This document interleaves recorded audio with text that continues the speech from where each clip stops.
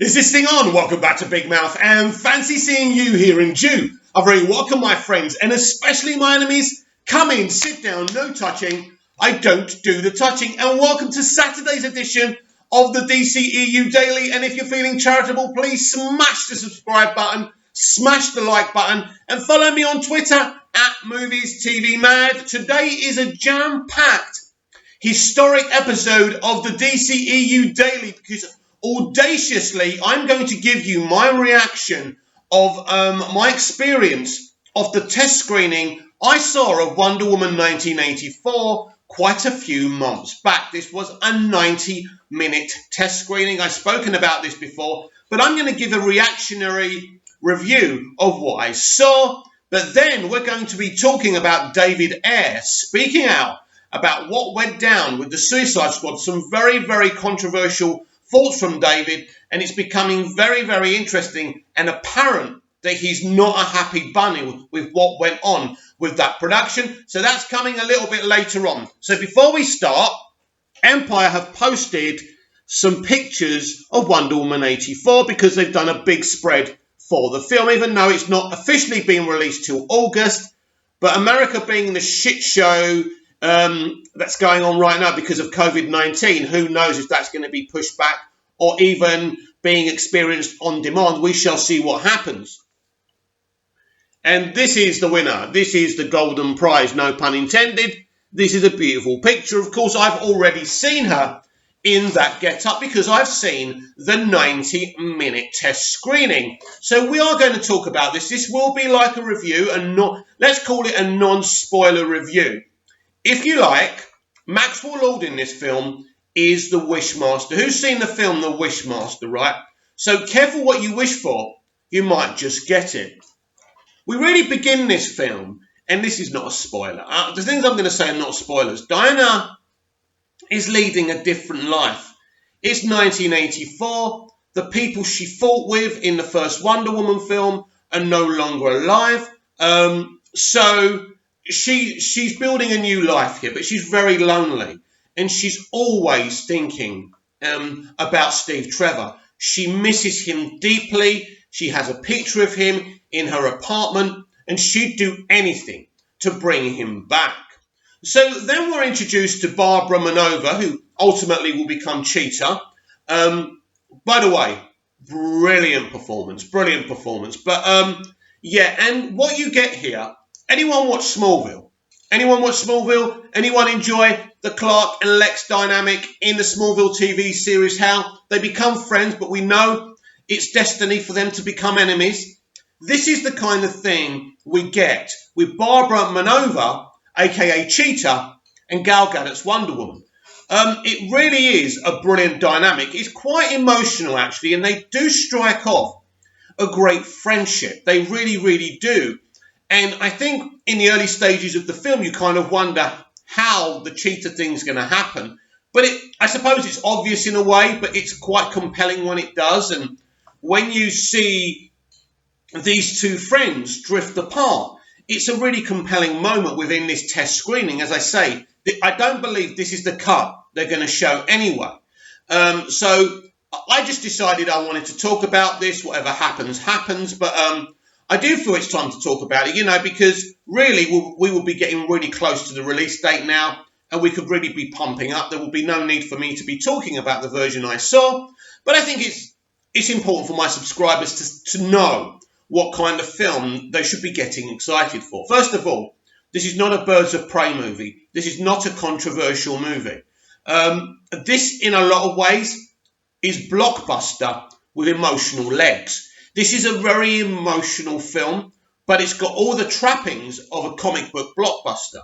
The trappings of what a comic book superhero blockbuster should have. So, basically, Maxwell Lord can grant your wishes because of one reason and another. I don't really want to go into the reason why, because I think that will be a big spoiler. But ultimately, he can grant people wishes. He grants Barbara Manova her wish, and she ultimately becomes Cheetah. And when we first meet Barbara Manova, she's a woman you'd want to be friends with. She's not very confident. She's a wisher. She's a dreamer. She wishes she could have a different life. but there's not really a bad bone in her body. That's not who she is at first. It's really when she becomes Cheetah when the psyche changes and the performance. And I do apologise. It's the actor who was in the female Ghostbusters movie. She was good in that, by the way. I didn't think it was a great version of a Ghostbusters movie, but I thought she was great in that movie. And she's absolutely fantastic here. Patty Jenkins did really well to cast her. So you do see this transformation from this pure-hearted woman who is like all of us. When I was a young man, I wish I could be an actor, a writer, a director. And back then, I never thought it could happen. So it's the kind of thing, what happens to someone when they become rich or when they become famous, when they've really been used to a very mundane life and never thought they could get. They never thought they could get to Mohammed's mountain, if you like, to the top of it. So this is really the arc of Barbara Manova. And when she becomes Cheetah, everything changes. She's all powerful. She's getting more confidence.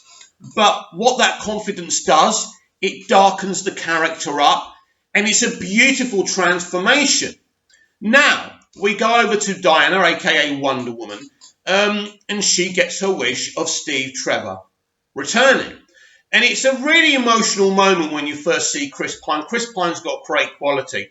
Again, Patty Jenkins has got a great friendship with Chris Pine. She was able to bring him in the first movie, and I think he was very, very vital. And I think Gal said it as well. She's admitted it. She said she was a very raw actor in the first Wonder Woman movie, and the film did need an actor of gravitas and experience. So Chris was very important. He was, Steve Trevor was always going to be in the movie. It was just all about who was going to play him. And who better than Captain Kirk himself? Chris Pine is a great version of Captain Kirk. Whatever people say to you, whatever Trekkies say to you, he did William Shatner justice. And I think William Shatner's even admitted that. So Chris Pine has great quality. And again, you see that great quality. You see the chemistry between Gal and Chris in this film. And it really is beautiful. But ultimately, as I say, these wishes are good when you get them, but they do bring consequences. And I don't want to really discuss the consequences of what these bring, but basically to say that the rumours of the timeline change, I've been talking about it for a very long time. Something I don't really want to delve into too deeply. It's very difficult. It's quite a few months till everyone sees the movie. I don't really know what has survived from this cut to the cut they wanted to use. Don't forget, this is only 90 minutes. So there's a lot of stuff in this movie that I haven't seen that we're going to see in cinemas. So when I see the next trailer, it will be a new experience for me. When I see the actual movie, it will be an absolutely fresh, experience for me. I expect to see certain scenes that I've seen, but I certainly expect to see a lot of stuff I haven't. After all, it was only a 90-minute test screening. Wonder Woman 1984 is about love. It's about sacrifice. It's about, as I say, careful what you wish for. Because we all do it, don't we? We all have these wishes in life. And imagine, I wish I had more than 840 or 34 subscribers. I wish that someone wasn't going to unsubscribe to me today. I wish I could be a successful, elite YouTuber. It's never going to happen. And when I think of it happening, I think of my ego going up and me becoming a bit arrogant. This is what happens to Barbara Manova in this film. And as I say, the performance within that transformation is really something to behold. It's one of the standout moments from the test screening that I saw. You see, the DCEU has a history of great villains, whether it's General Zod, whether it's Lex Luthor in BVS, whether it's Orm in the Aquaman movie as well, and even what's the guy's name in Shazam?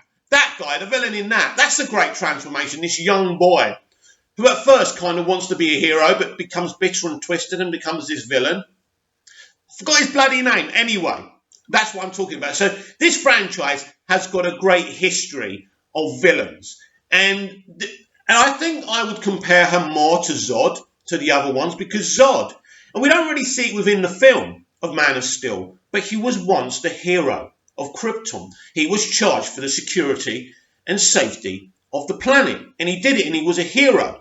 And this is why he's so passionate about bringing down the council and changing things, because the decisions they've made, changing the exploration of planets, right, and using the world engines to make them livable for Kryptonians, and discovering so much, and then, banning natural births. This is despicable to Zod, and this is the very, very reason why, in the end, ultimately, Krypton is destroyed, because of the bad decisions of the Kryptonian Council. It's very similar to what's happening in the UK and the US right now with the coronavirus, COVID-19. They shut down their countries, they were too arrogant, and now their people are paying the price. So, although Barbara Minova isn't a general, isn't a high-profile character, or Lex Luthor, this big billionaire, megalomaniac, she's really an every person. I wouldn't call her an every woman or an every man. I'd call her an every person. She's just like you and me. This is probably what would happen to you and me, her story. And I think you can really relate to that through the actor's performance, through the transformation. So I think it's absolutely fabulous. I do think that Diana starts this film in a very, very sad position. And you see that Steve Trevor inspired her to fight for man, and showed her that all men aren't bad as well. That was a great message in the first film as well. So this really is about transformations of characters and making big decisions. The decision that Diana has to make in Wonder Woman 1984 is a massive decision you wouldn't wish on anyone. She has to make a decision. Does he stay or go? If he stays, this changes everything, aka the timeline. And if he doesn't, she loses a massive piece of her heart. It's an impossible decision for a hero to have to make. And that is what this film is. And I just thought it'd be cool for me to talk about it a bit, which I have done, and I hope you've enjoyed that. For me, this test screening shows that there's a lot of potential in this movie. And of course, part of the secret of a great movie is editing, what you keep and what you don't keep. So I don't know what they're going to do from what I saw. All I can do is judge what I saw. As someone who went to see the test screening, the results I gave back to them were positive, because I really enjoyed what I saw. And this wasn't really a finished film or a finished product, but I enjoyed it. I enjoyed the transformation of the characters, the commentary on the wish fulfillment, and then those wishes causing terrible, dark consequences to the world around these people. And then you've got Maxwell Lord, who is this kind of businessman who he hungers for power. He's got this thing and he's using it to get what he wants from people. So he has a lot of power. A lot of people have compared him to a flowery Donald Trump from the 80s. I would compare him more to J.R. Ewing from Dallas, and I'm really obsessed with Dallas and J.R. right now. I'm working on some scripts to try and pitch it to get it rebooted. But that's how I would compare him. So he's really, really this, if you like, fat cat. He's the Pied Piper. That's a better way of comparing him, or kind of giving you this analogy of the character. He's this Pied Piper.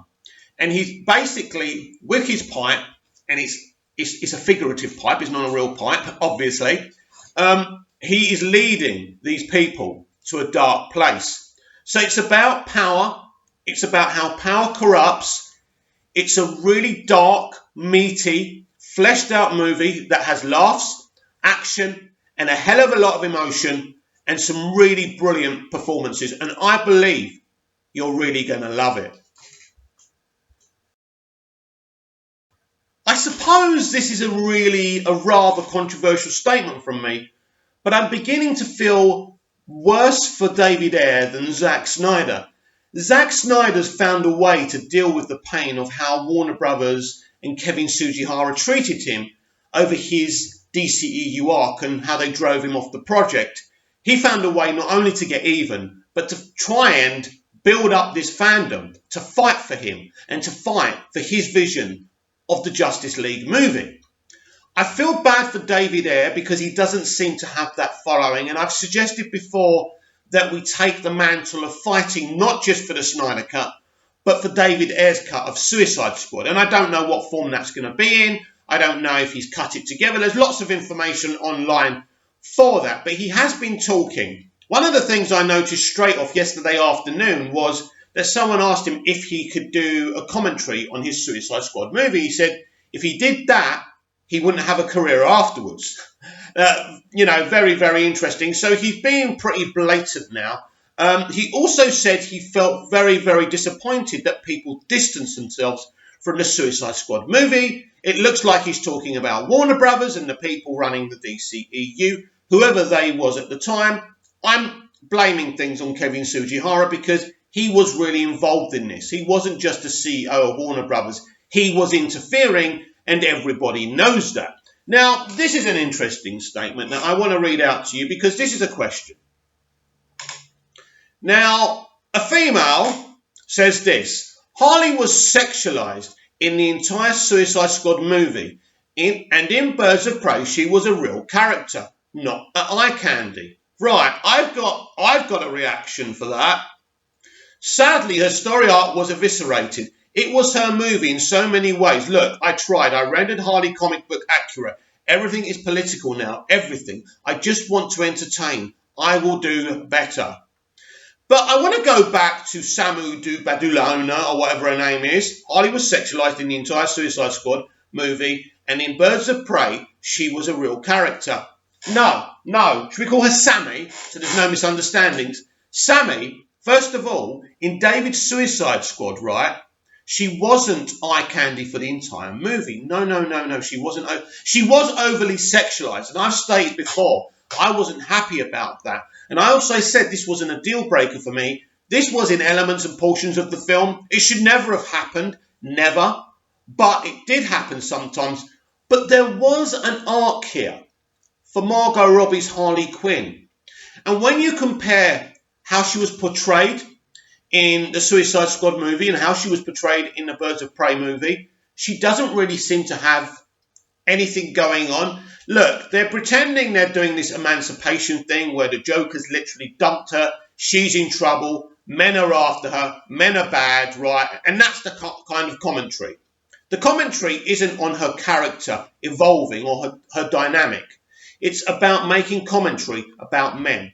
It's not about Harley Quinn, this film. It's about how men are really bad and use women and take credit for everything that women do, whether that's right or wrong. I believe human beings in general do that. It's not just a man versus woman thing or women versus man thing. But there you go. That's the crazy alt-left. I think David did make her comic book accurate. She was very faithful to Bruce Timm's inception of the character back in the original Batman animated series.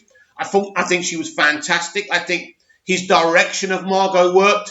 She looked brighter. It's not about the clothing and it's not about her being sexy or not sexy. I don't care about that. The point is, when I look at Harley Quinn in Suicide Squad opposed to how I see her in Birds of Prey, I don't see anyone trying to be... I think they're trying to be in line with the new animated series, the Harley Quinn animated series on DC Universe, but that isn't an origin. That isn't really what the character is. That's an interpretation from kind of an alt-left agenda. And we already know that. Don't forget, this is an animated series. It should just be fun. But not to these people. These people are so deep and so dark and so obsessed with their hatred because of their politics, they can't see their way through actually entertaining the audience. Well, David's Suicide Squad is a highly entertaining film. And his Harley is an intelligent, interesting maniac. That's what she is, right? That crack about the voices in her head, right? I'm kidding. All that. It's brilliant. But the best bit that we see of Harley in Suicide Squad is at the bar when they're talking about being damaged. And she goes, we all are. We all are. And she's giving this big lecture to all of them that they've all done bad things. They're all damaged. That's who they are. They can't change who they are. And this is coming from a former criminal psychologist. You see, in the Suicide Squad film, you can actually believe that she was once a criminal psychologist. In the Birds of Prey movie, she doesn't act like a very intelligent woman. Okay, she's acting crazy like Harley does. But in Suicide Squad, David made sure within his writing and his directing, and through directing Margot into her performance, that there is intellect there. There is a woman you would like to get to know, despite her being attractive or anything. It's not about that. There is an interesting, intense character there.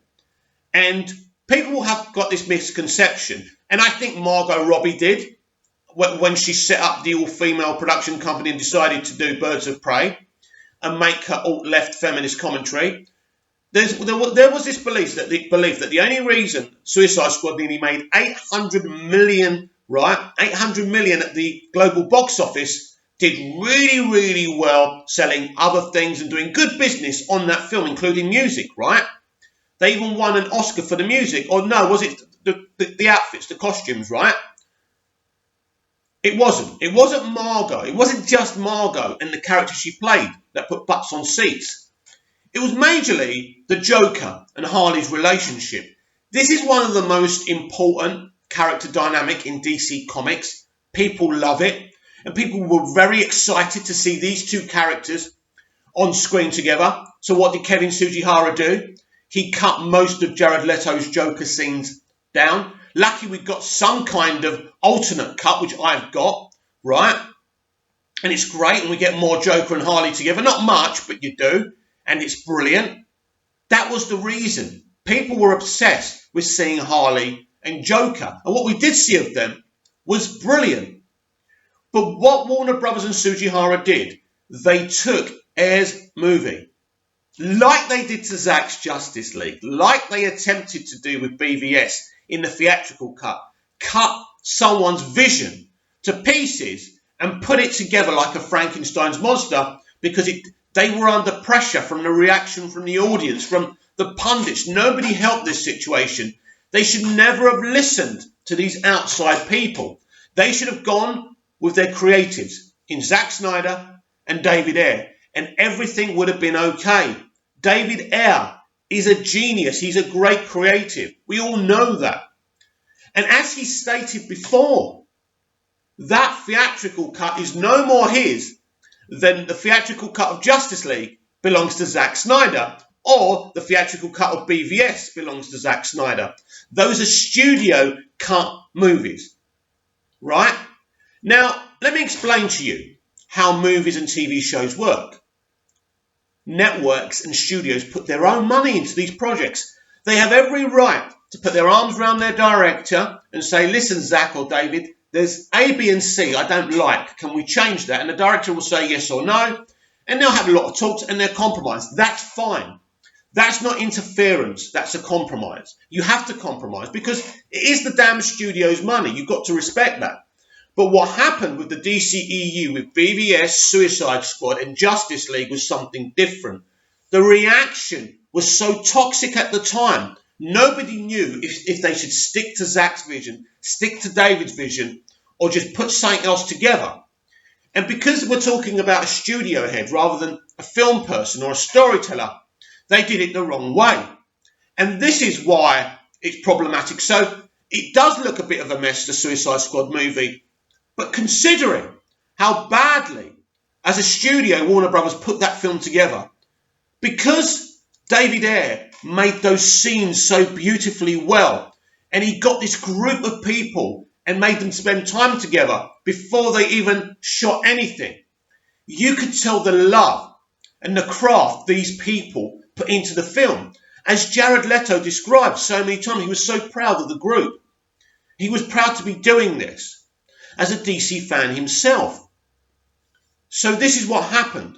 Ultimately, the Suicide Squad movie we saw wasn't David Ayer's movie, but the acting and the performances shone through. And that's why I like it. But when we compare Suicide Squad versus Birds of Prey, and we get some feminists saying that Birds of Prey was more character-driven, That's the biggest joke I've heard. Look at how they did the actual Birds of Prey characters. Didn't do them justice at all. Look at what they did to Harley Quinn. And then when you look at Harley Quinn in Suicide Squad, she's amazing. Why do we... Hang on a minute. If Harley Quinn was such a badly written, right, in Suicide Squad, why was everyone so excited to see her in Birds of Prey? And what went wrong? Why didn't people go and see her in Birds of Prey? If Margot and Harley are so powerful, right, what went wrong? What went wrong is you allowed someone with political aspirations in making a movie, make a movie and have total control. That's what happened. I've said it before and I've spoken up for Walter Hamada. He had no choice. He wanted to show faith in Margot. He wanted Margot to remain in the project. And Margot was being really passive-aggressive about doing this. So he gave her the opportunity and she fucked it up because it was about politics. It was about agenda. It was about gender, right? It wasn't about making a great movie and forwarding this character of Harley Quinn. Now, Margot claims she really cares about this character, but how can she when she sacrificed her for other reasons in Birds of Prey? Margot Robbie will never have creative control of this character again.